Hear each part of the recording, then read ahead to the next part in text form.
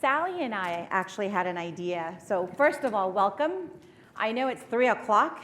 It's almost at the end of today's session. So we really appreciate the trek that you all made to come down here. What I'm really excited about is all of our future leaders sitting in this audience and you all taking the time to be here.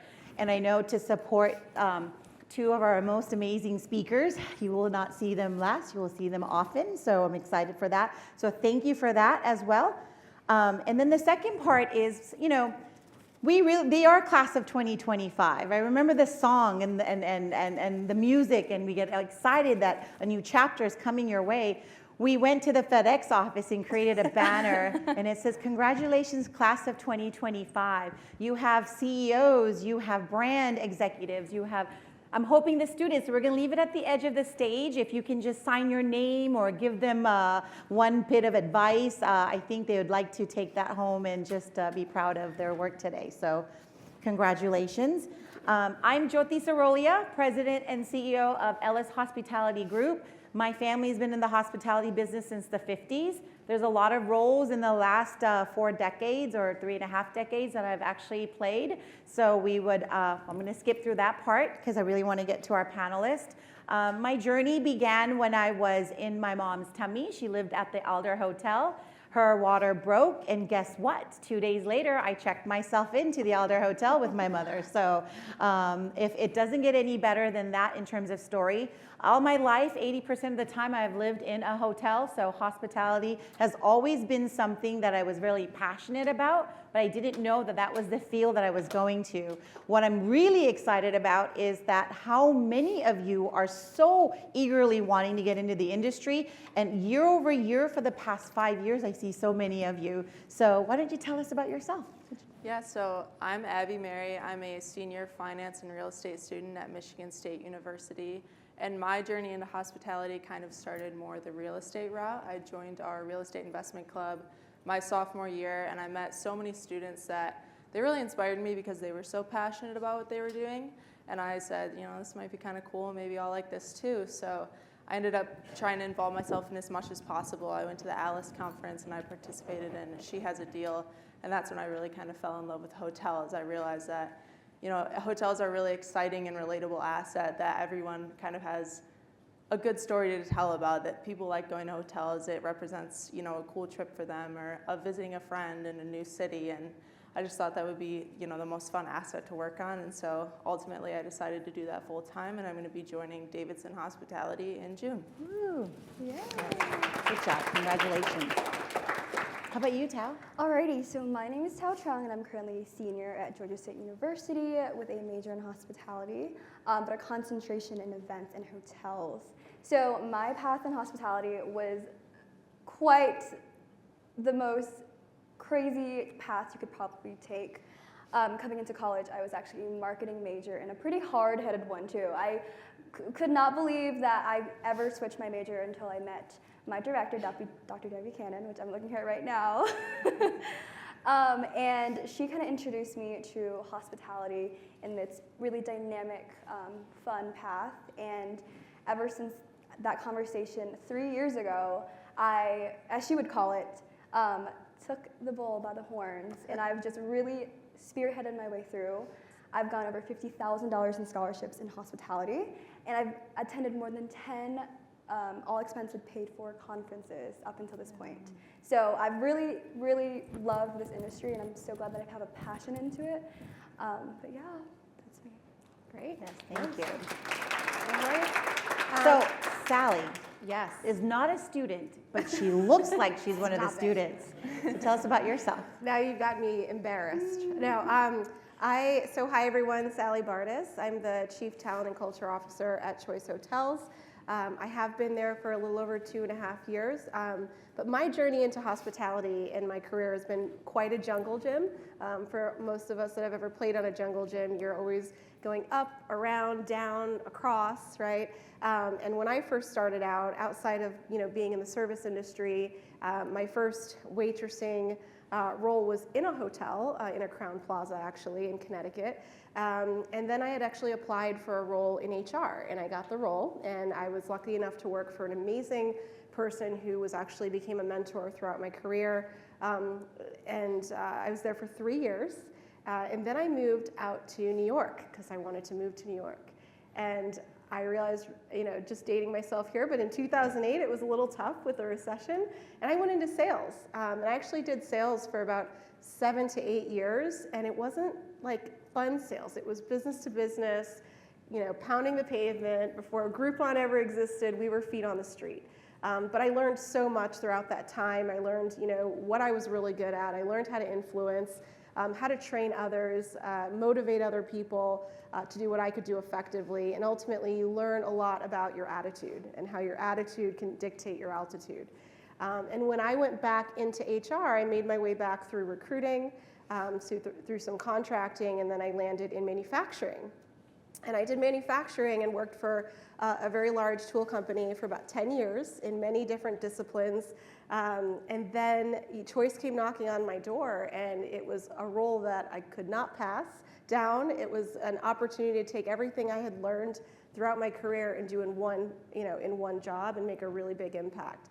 And so here I am today, and I'm happy that it's come full circle. I too grew up in the travel world. My mom was a flight attendant, and then she was, she also worked in travel for Carlson Wagon Leet, and I got to go to a lot of hotels and travel a lot. So I was very, very passionate about just the different cultures and traveling throughout. So.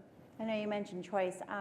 I bought a Comfort Inn in Temecula, California. I was 32 years old, so Choice is my first branded hotel, and I was really happy, and it's still in my portfolio. So I owe a lot to that brand. I learned a lot about a lot of stuff. So I'm gonna get right to it. It's 2025. We're almost 3 months into it. What excites you for the hospitality industry?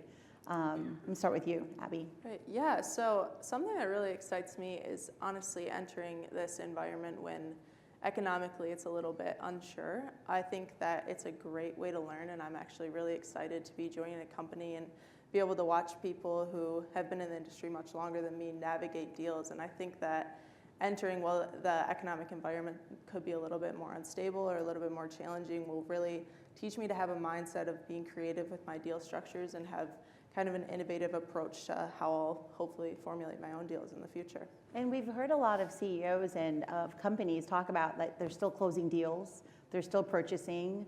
So a lot of that's still going on, even though someone says we've been in recession for 2 years. So I'm glad that you got that insight from being at the conference. How about you, Tao?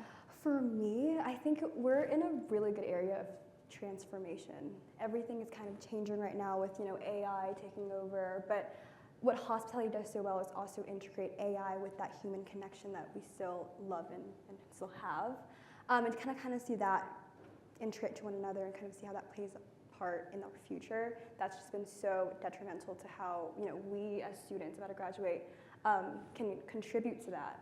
So that's been a really good motivating factor that I've been seeing really take force.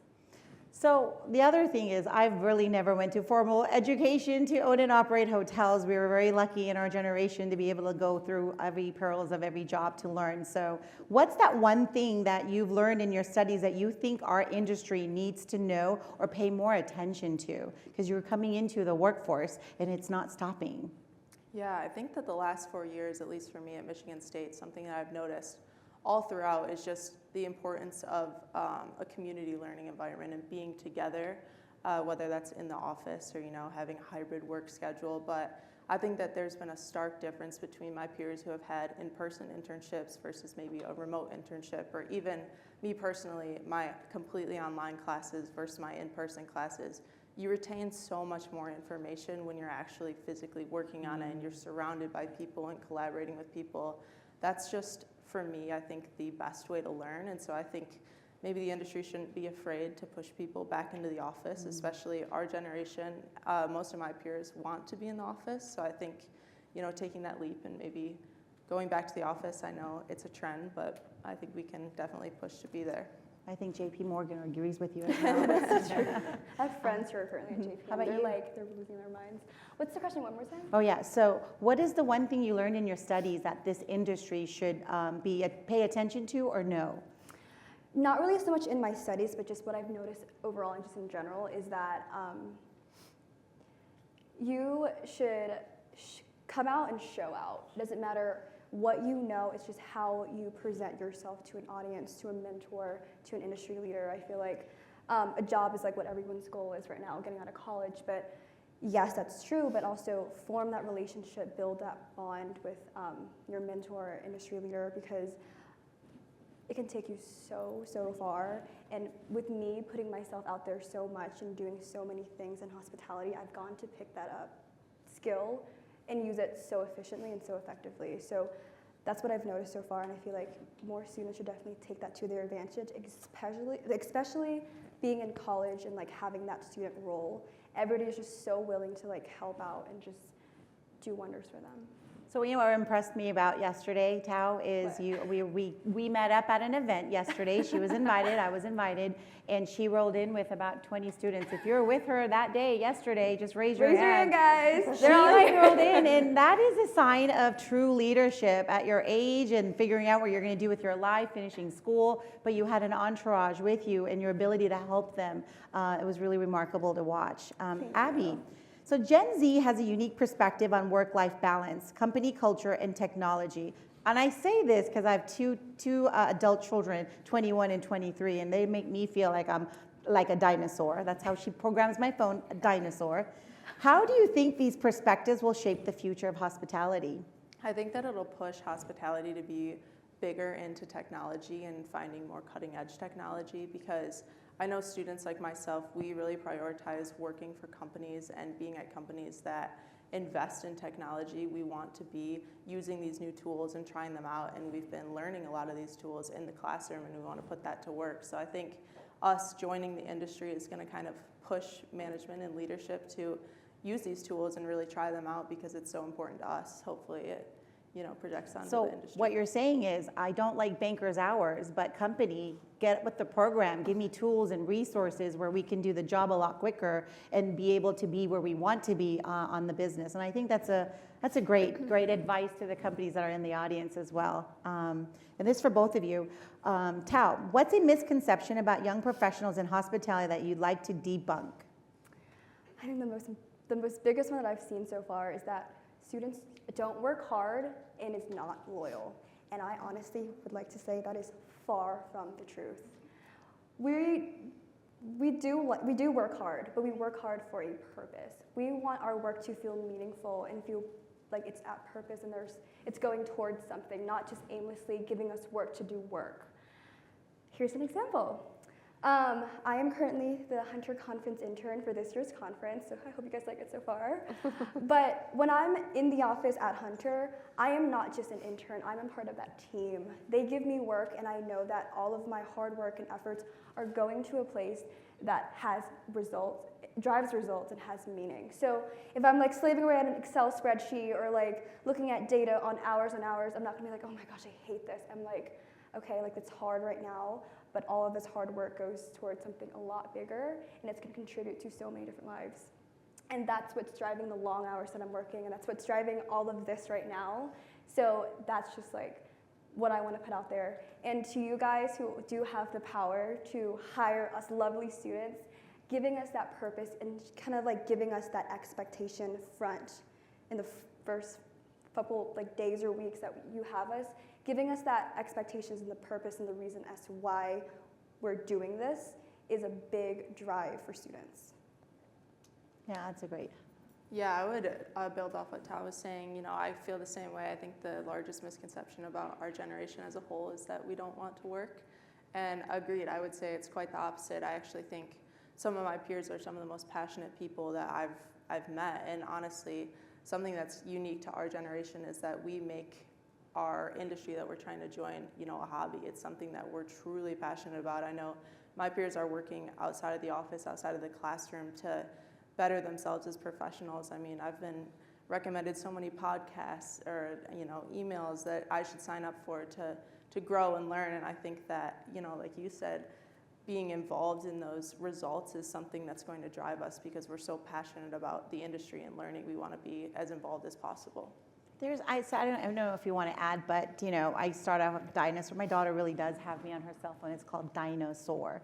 And I asked her what it means because, for technology reasons, to save time, hey, can you download this app? Can you go ahead and register this? Like, can you do this? She saw me write a letter to somebody, Mom, like, why are you editing off of mine? Just get Grammarly. And she installs Grammarly on, right? And she's like, why don't you use ChatGPT? So I guess I know where the dinosaur part comes into, but there is one thing that I think our generation, millennials or X's or whatever we want to call ourselves, we're really people-centric, right? The one thing I want to tell the two of you is that we're really people-centric. And I think your generation, because the technology that we're at your disposal, because of the way you learn, the online learning and all that stuff, just don't lose that people-centricness. I love when Tao said that work in teams, even being a team leader or team builder, I think your generation's gonna struggle a little bit with that. So we're team builders. We like to work to solve problems. We're definitely people in the people business, right? I don't know if you want to add.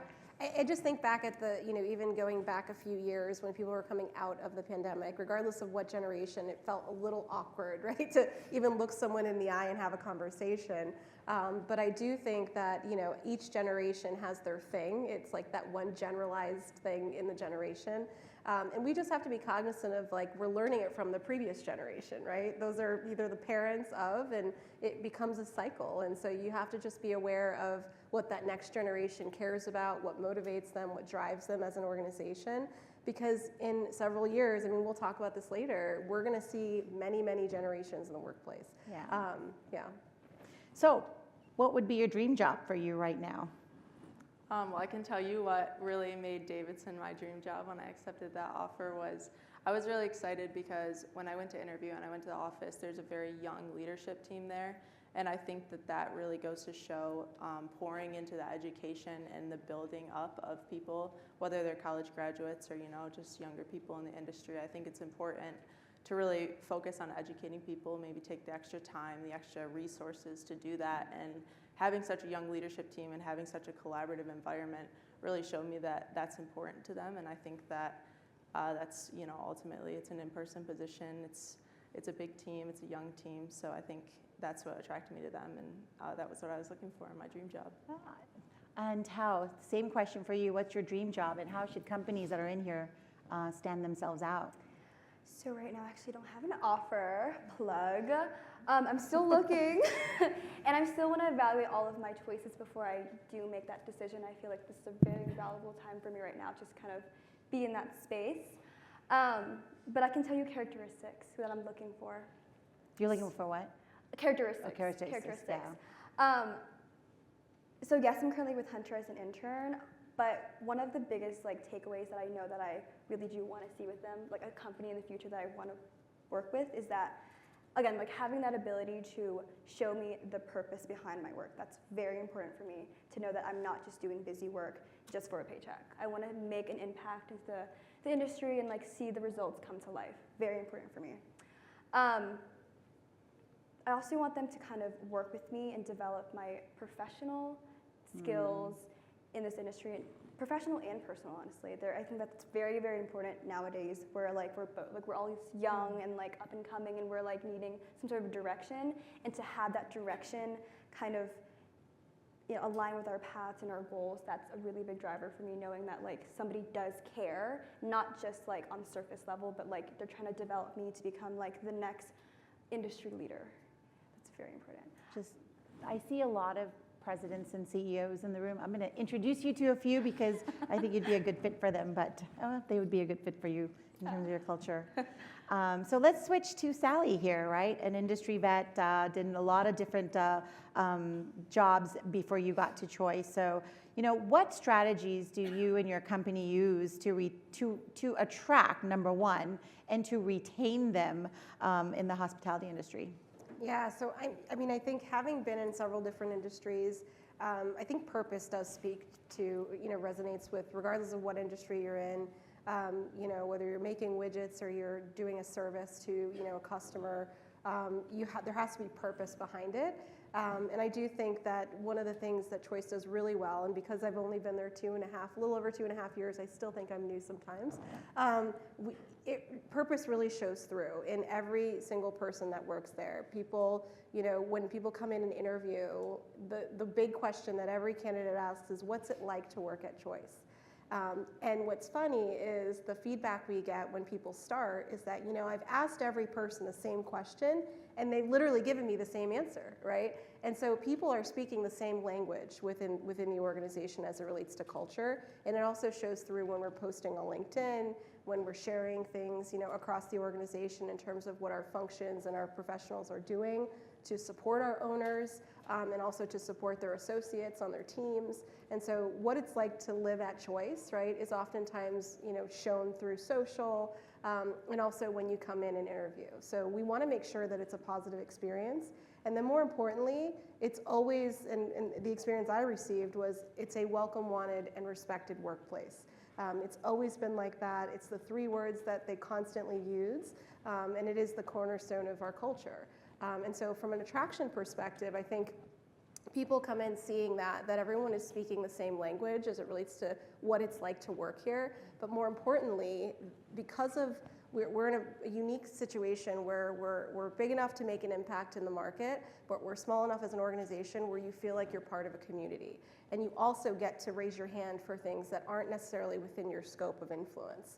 And so we have a lot of things that retain our associates throughout their life cycle, from solving business challenges, getting put on projects. Outside of the traditional programs, there's a lot of business, challenges that they get to go and solve in a cohort group. And you don't typically always see that at companies. And so I think there's such emphasis on associate development at every stage of their journey that I think we do a really good job at. So then you gave me an idea. I think you need to do a development day for college students that are graduating for that year. So I'd go to take that. that note around, right? I would go to I know they too would be there. And then how do you ensure that the associate skills remain relevant in an ever-evolving industry? And the reason I ask you this question is because I get to visit your corporate office, and I remember visiting once. I think it was 2018. It was August, and I was going from floor 7 to floor. I think the best coffee is floor 10, maybe. 10 had the best coffee. 7 was where all the executives were, and then they had these mini meeting rooms in the middle of the foyer, and they were like senior executives. They were employees. They were like 3 different types of levels of people together. So tell me a little bit about, how do you keep people relevant, and how do they keep their skills growing, and, how do they continue working for you? Yeah, so I will say HR is not just about hiring, firing, and retiring, okay? We do a lot of other things, and some of the more exciting things that we get to do is work with leaders to really understand, hey, what are the capabilities and skill sets that you need on your team in order to support your function, in order to really drive the mission and vision of what your team is doing. And so on a regular basis, we're constantly sitting with our leaders to really understand, hey, what's missing? Is there something that you need to upskill your team on? And then how do we get there? Is there something that maybe we need to borrow, right? Do we need to bring it in for a certain period of time? Or do we need to go out and buy it, right? Is this an opportunity to potentially look at your positions and externally look for talent that maybe we don't have today? So we're constantly asking ourselves those questions.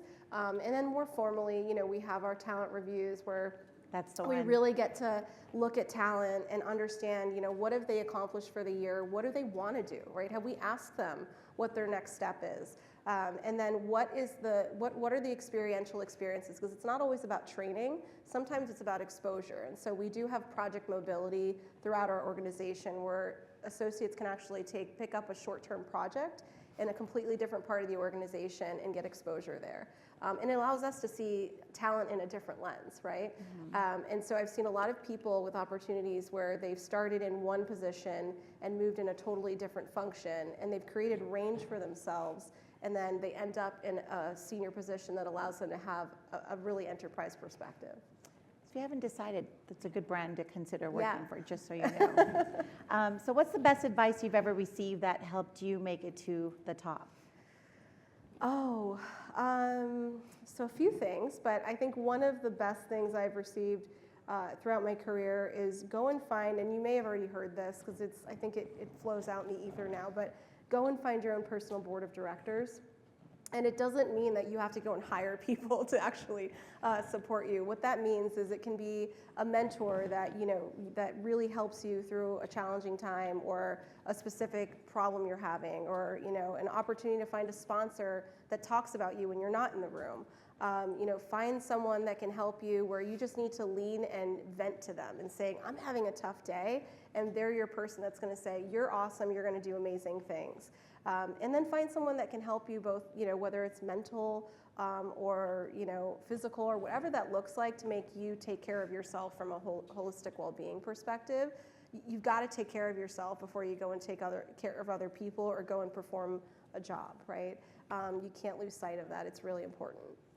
I also think if you look in the audience, there's a lot of people. We do have our own board of directors, even to you two as well. Look at all the people that are here today, just wanting to listen to your insight and be inspired by what you all have to say. So we're really, really excited about that. And the only other advice that I'd like to give is be comfortable being uncomfortable. Do not just take things that seem really easy. Take the road less traveled, right? We talked about that. That's Sally's advice over there. And that's where you've gained the biggest gain in life or your career, is by taking things that you're not familiar. And I'm one big on this. I mean, I'm just a girl that really runs just 6 hotels in California. Maybe I'm downplaying myself, but building your brand and building your network are the two best advice. And to the person who's helping us facilitate here, yesterday she went around and asked advice from every woman that was in that room that she had never known, and she came packing with business cards. So you're definitely on your way to being successful, but continue doing that. Had I known that when I was your age, I think life would be a little different for me, but I got here. It just took me a little longer, but just kudos to you for that. So this is the fun part. We really devise this where we have student conversations, we have industry leader conversations, and I think we did a really good job, and hat out to Tao and the people that she had networked to help us put this together. But now we're gonna do like not a rapid fire, but we're gonna do an engagement conversation amongst all. So Tao and Abby, this is the question for you. Hospitality is all about innovation. What's the trend or technology you think define the next decade in the industry? A trend that I think is honestly really cool and something I've seen growing a little bit is the move towards soft branding or more personalized hotels. I think that myself and the modern traveler, when we're looking to book places, whether it's for work or school or just leisure, we're looking for something that's kind of personalized to the city that we're staying in. And a lot of these soft brands allow creativity and allow for not such a rigid structure, and it attracts a certain type of guest, and that's something that I'm definitely super excited to work on and see pop up a little bit more as a traveler as well. Yeah, so you're not entering the workforce, you're also going to be the guest too, Right. So that's a different generation entering. How about you, Tao? A little on that line. So I know that AI and ChatGPT is like one of the biggest technology trends, but kind of steering away from that, I want to talk about bleisure. I attended a GBTA, which is the Global Business Travel Association conference last summer, and one of their most popular, most prominent panels that they had was the trends of the global travel business industry. And I was like, oh my gosh, what is bleisure? It's business leisure, surprise. And I was like, why do they keep saying this word over and over again? It's getting old. But actually, with the trends and the data that was pulled up, there is a really, really strong correlation with global business travel and hospitality, especially hotels. So for example, let's say that a company is hosting a conference or having client meetings. They'll fly the client out to that city, and they'll book that client into a hotel for a couple days. With the impact of bleisure now, especially after COVID, the client or the employee who was with the company, they will extend their stay with that hotel brand extra days and spend more time in that city and in that hotel, driving up econ and tourism in that city alone. So projected in that panel, they're saying that they can see a rapid exponential growth in bleisure, and we can only expect for it to grow even more because, again, after COVID, you're stuck in your house all day and you miss traveling and missing your friends. This is the perfect time to combine both that business meetings and everything to a more relaxed, be with my family kind of dynamic. How are you looking to stay places? Like, do you use ChatGPT? I feel like itinerary based, I could ask Chat and be like, hey Chat, like what's like a day in like Atlanta looks like. I Or wouldn't TikTok? like TikTok is a TikTok. big one. Yeah.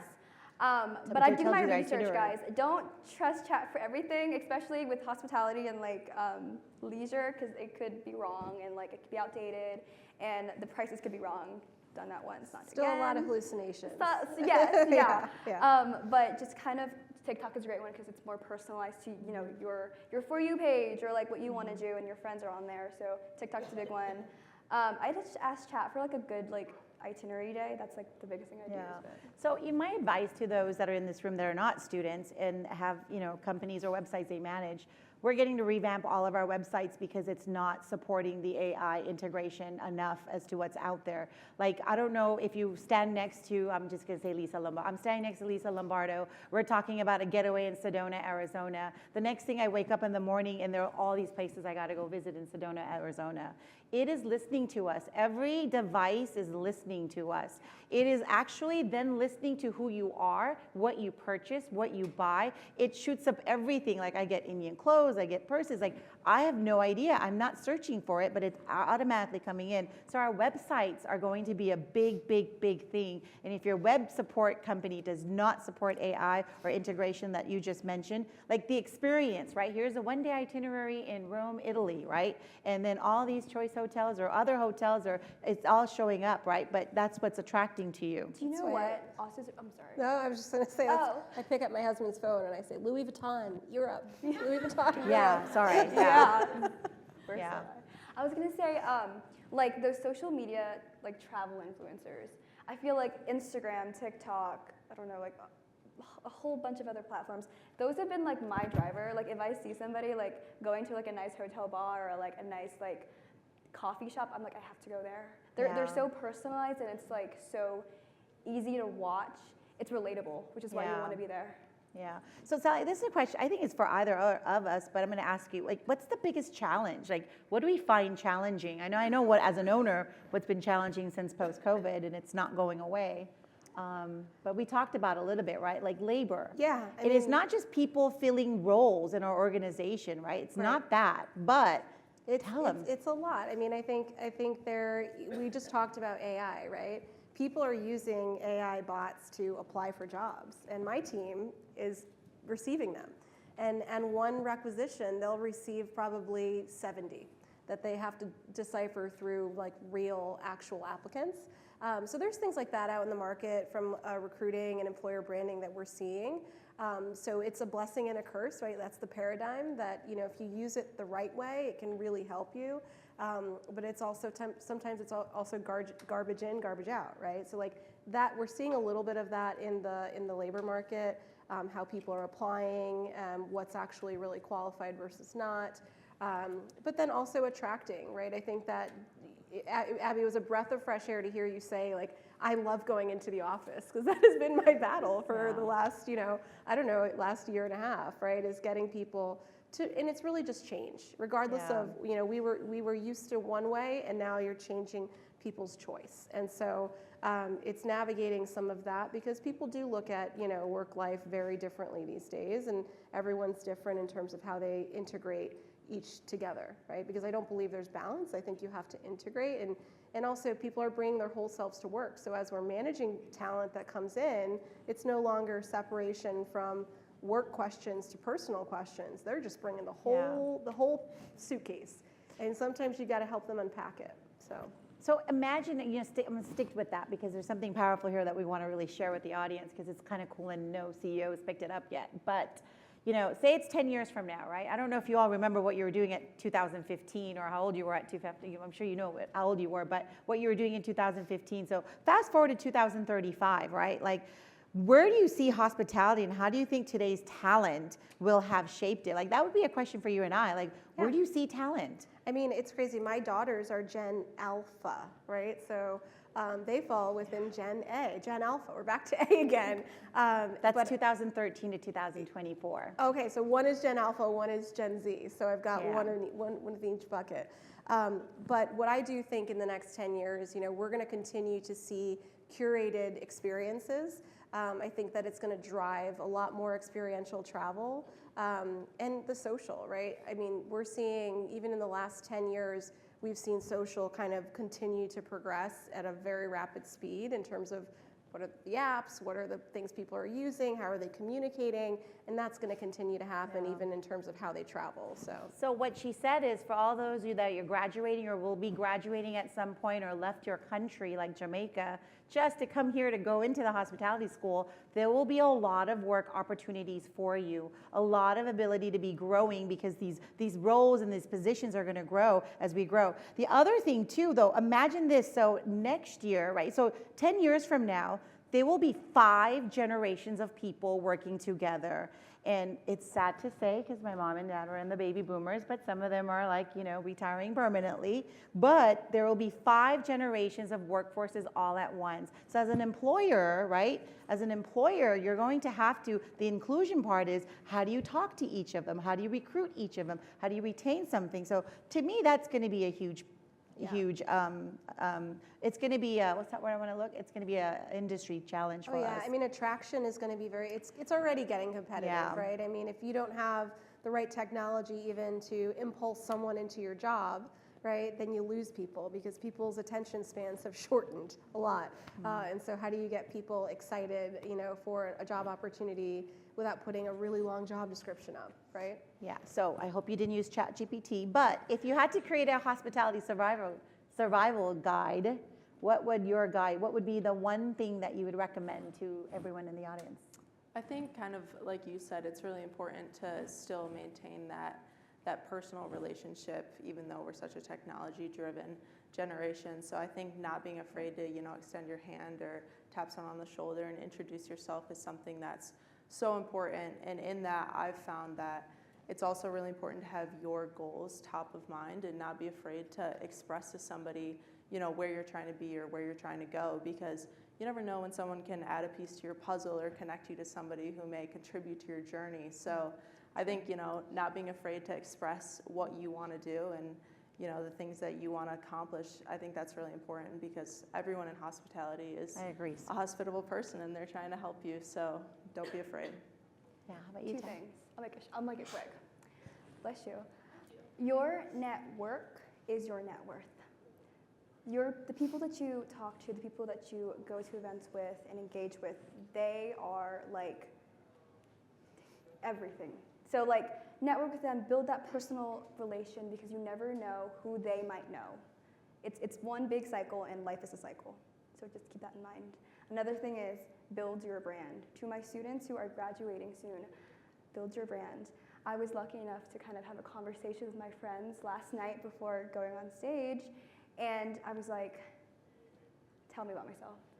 And they're like, Tal, your brand. I didn't realize this at the time, but I actually use LinkedIn more than I use any other social media platform, like Instagram. I go on it every single day. I like posts. I respond to comments. I would comment on other people's posts. I'd read articles. I have built a digital footprint that kind of aligns with what I want to do, want to see, and want to contribute to in the future. And I think that's so, so important, especially if you're looking to get into that industry or that field. Making your presence known is very important. Also, my personality, I feel like that also plays a big part in brand as well, because it's like you're meeting somebody, how are you interacting with them? Are you building this connection? Are you making eye contact? Are you saying hi? How are you leaving this lasting impression on this person? And are you following up? Make sure you follow up after you network with somebody. It's very important. Just go and say hi, thank them for their time, and just say a little nice note that will probably kind of resonate with them in y'all's meetings. So Tao, I know when I registered yesterday, I've never met Tao in person. We've done 2 Zoom calls together, but she recognized me right away. She came out of wherever she was. She's like, oh my God, I got your badge. I have it right here. It's like all special.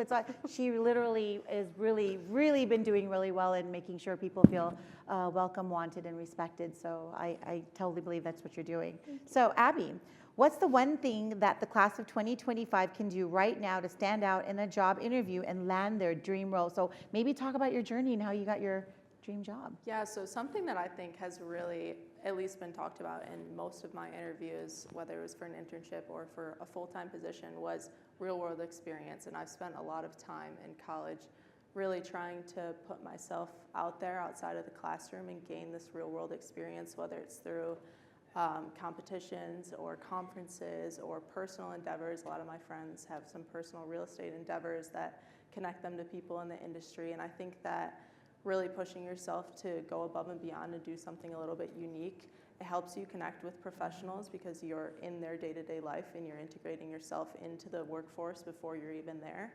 And it can kind of help you, whether it's through relationships or just experience to talk about and leverage when you enter that job. It's really important to try and go above and beyond outside of the classroom. Oh, wonderful. And then, so for Sally, did you and I have anything to put in the survival guide? I think one of the, and Tao, you said it really nicely in terms of the brand piece, but one of the things that outside of building your brand, be very cautious of how you build your brand because it's very hard to change that brand. I will give you a nice example. When I first started out, or I guess getting back into HR, I started working with a team, and I began to become, my brand was the chief of fun. So I created a lot of fun for the organization, for associates, and it was great, right? But then I wanted to grow, and I wanted to get to that next level. And chief of fun is great, but being the chief of maybe more focused on strategy or human capital planning was probably more important, right? And so I had to really figure out how to adjust my brand through making sure that I included myself, and also I was self-aware. So work on, one thing I will say in that survival pack is if you have the opportunity to become self-aware of how you show up and how you interact with different audiences, do it early on because that will also adjust to your brand as well.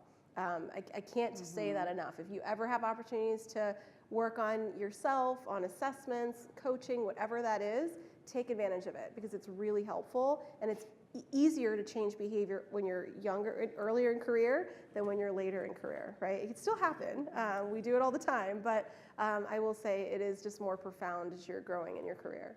I agree. I know you mentioned this, but that's a journey that I think have been very successful for me growing and getting into my career and developing and getting up here is mentorship, sponsorship, and board of directors all in that order. And mentorship is not like, oh, I need help, can you help me with this? You can ask ChatGPT now, you don't need a mentor for that. But what you do need mentors for are the introductions, right? Oh, this, like, I don't know how many introductions I made for Sally, but Sally comes from a really good company over there, but she was really shocked that I knew so many people, but along the way to make those introductions, right? Keep introducing to people. They become mentors. They become people that there are sounding boards, right? Sponsors are people that actually pay into your progress, right? Like whether it's a scholarship, whether it's this, or whether it's hosting you, whatever the case may be, that definitely is a big thing. And then board of directors, when you get to that level, you got to rely on different people in different industries to solve some of the challenges not only one person can do. So that definitely is in the survival guidebook for me. But I just wanted to give a shout out to Serena over there because her mom says it all the time that I'm her mentor. And I never knew how I became the mentor. That's never the question. Why is it I? Why is it she, my mentee, right? Or am I going to be the mentee to the mentor? All of that stuff does not matter, but just leaning in on someone and being there and supporting people or just being an influencer, right? You guys relate to the word influencing. Mm-hmm. So that really is mentorship, to be honest. So that's really important.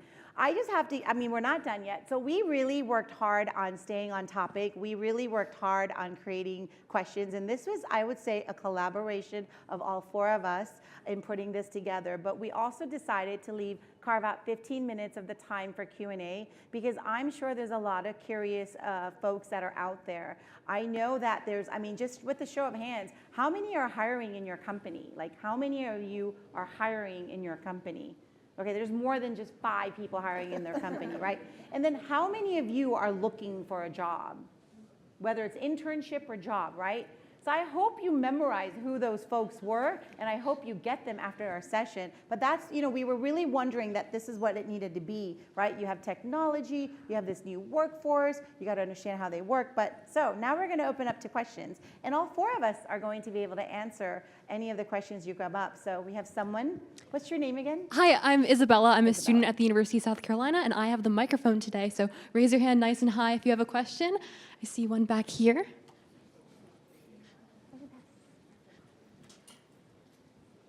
Hi, my name is Isabel. Thank you so much for your time today. I'm from Georgia State University studying real estate. And my question is your mindset from going to student to professional, how did that change and what challenges did you face? Thank you. That's a great question.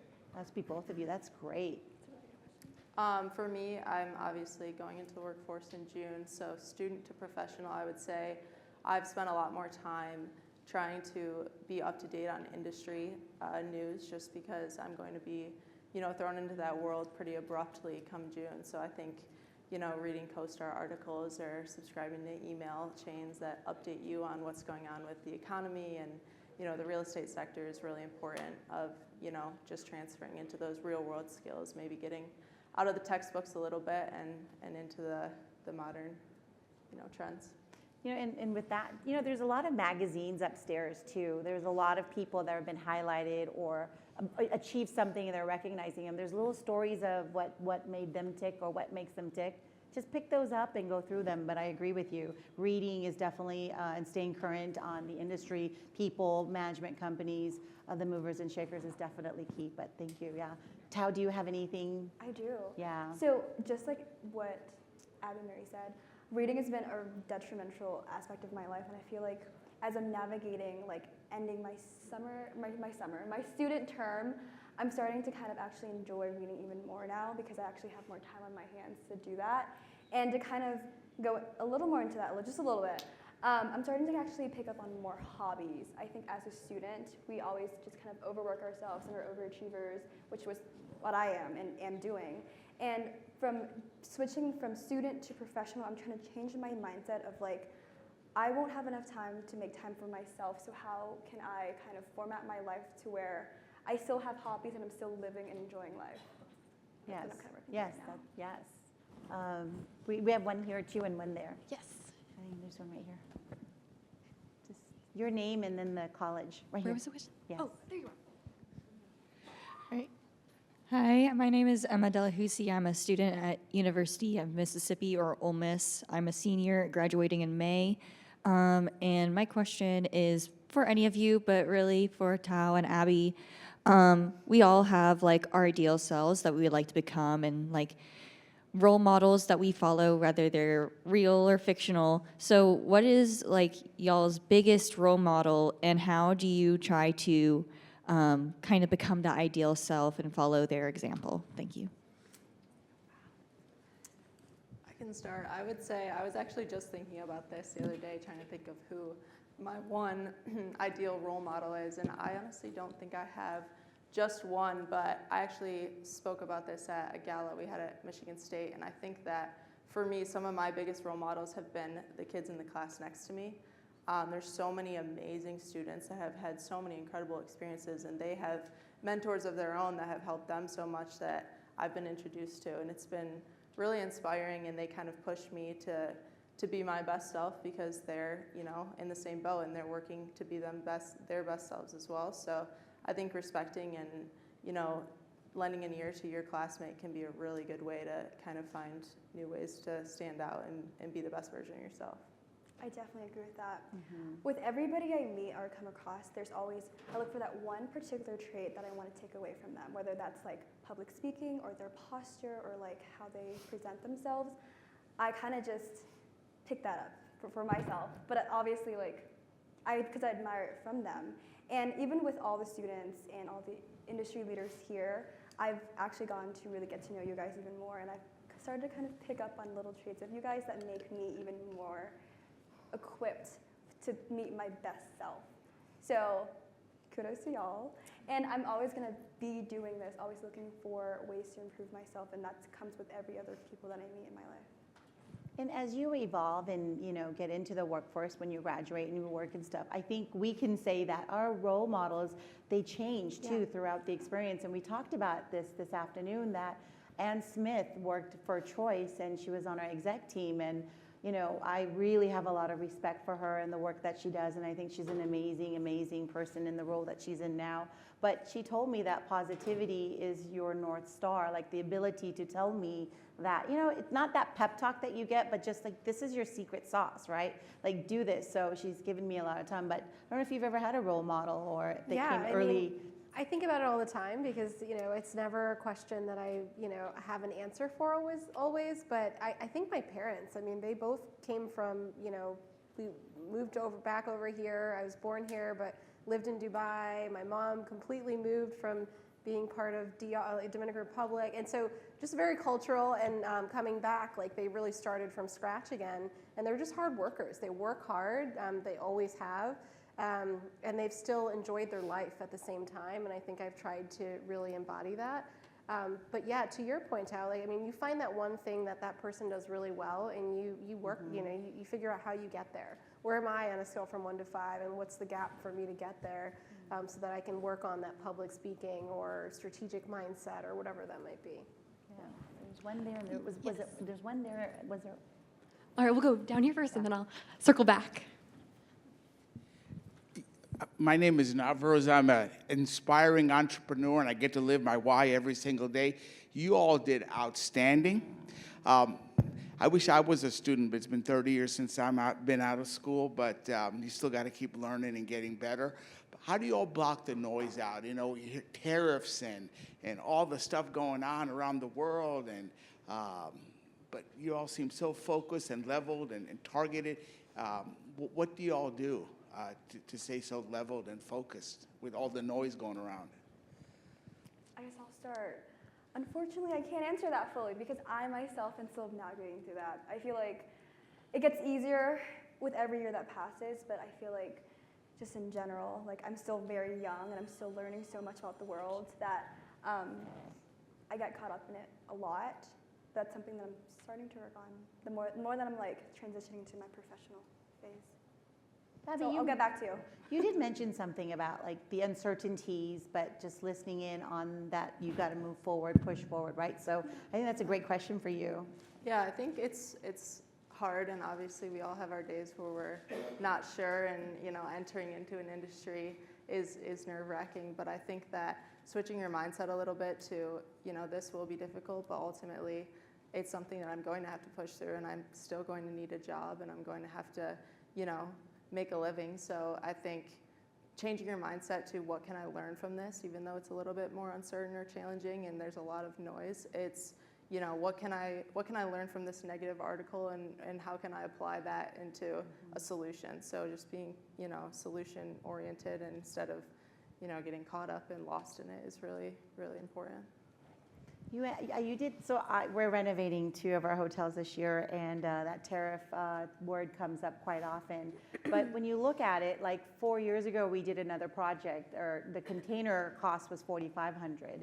The container cost is a lot less than it is. So even if there's a tariff, it's still cheaper to buy furniture overseas than it is today. So sometimes I think what I'm trying to say is that you think something is bad, but it really isn't if you compute the number. So you have to do a little bit more digging and understanding of what really it means before you make that realization that, oh my God, this is going to be a big issue, because it may not be. It's not yet. So, It's a good question, because I think the way that I received that question was, how do you as personally also manage all the noise, right? And I think leading a team of people and also having multiple roles in my life. I'm a mom, I'm a sister, I'm a wife, I'm all these things. I'm a change catalyst, I'm all these things.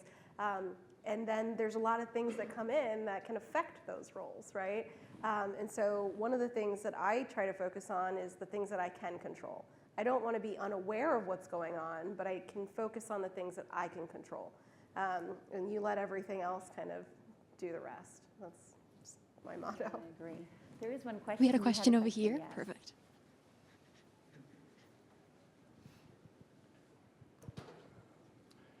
Good afternoon. My name is Amar, and I'm a student at Georgia Tech. I'd like to thank you guys for this panel. I feel like it was a very, very insightful discussion.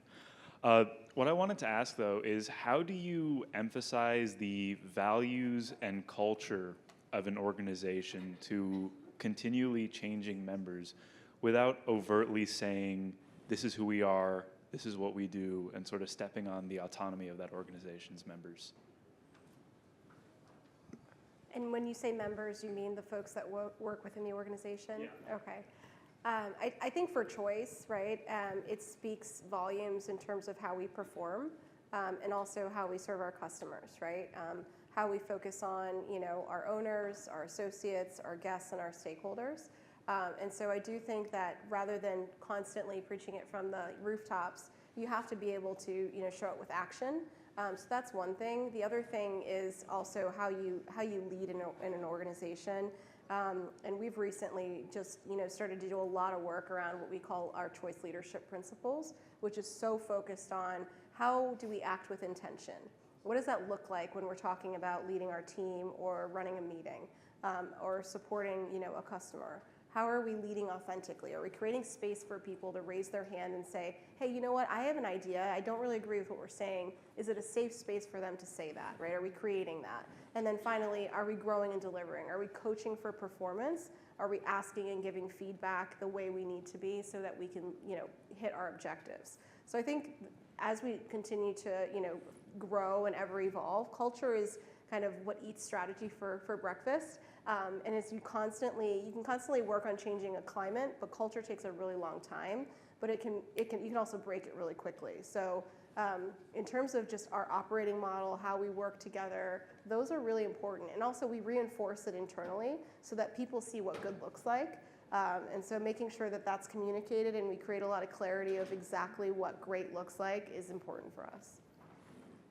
We have time for one question. Hello, everyone. Hi, my name is Janelle Johnson. I go to Georgia State University, and I had a question actually for GOT and Sally. I wanted to know, and it kind of ties in probably to you guys if you're anything like me, how do you build confidence as a young woman in this male-dominated space of hospitality? I thought we were going to get away with just people look like us on this panel. It's a good question. You want to go first, or? So you want to go first? Well, yeah. So there's a famous quote from Babe Ruth. It's never let your fear of striking out keep you from playing the game. And what he talks about is going and striking out, right? Going and striking out. He says it's one step close to the home run that he's so famous for. And I think how we build confidence is really being the expert in your subject or you're expert in your game, right? Like you yourself have to tell yourself that I am great at this. I've achieved this. I've worked hard for this. And you have to cut the outside noise from not letting you believe or perceive that's the truth, because that is the truth. That has worked for me. And then just volunteering, like I say yes to things without even checking my schedule. And then I over leverage myself just because I want to practice, right? I want to get comfortable being uncomfortable, right? So I did hire a chief of staff last week part-time because I just need to. And she's going to make sure that I stay on top of my work. But I think the more you do it, the more comfortable you'll be, the better you are in that subject, right? So that's definitely confidence.